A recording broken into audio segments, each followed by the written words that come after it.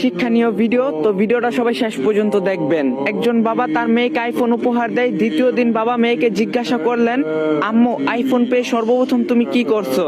মেয়েটি উত্তর দিল, স্ক্রিন গার্ড আর কভার অর্ডার করছি। তখন বাবা বলল, এটা করার জন্য কেউ কি তোমাকে বাধা দিয়েছে? মেয়ে বলল, না বাবা, কেউ বাধা দেয়নি। তখন বাবা বলল, তোমার কি মনে হয় না তুমি আইফোন নির্মাতাকে অপমান করছো?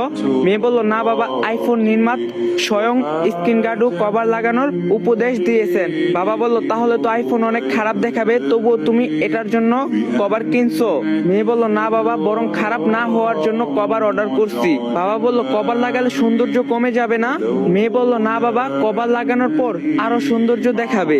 এবার বাবা মেয়ের দিকে সেনহেন নজরে তাকিয়ে বললেন, মা, আইফোনের চেয়ে দামি তোমার শরীর। এই ঘরে আমাদের সম্মান তুমি। তোমার শরীর কাপড় দ্বারা কভার করলে তোমার কি সৌন্দর্যতা কমে যাবে কি?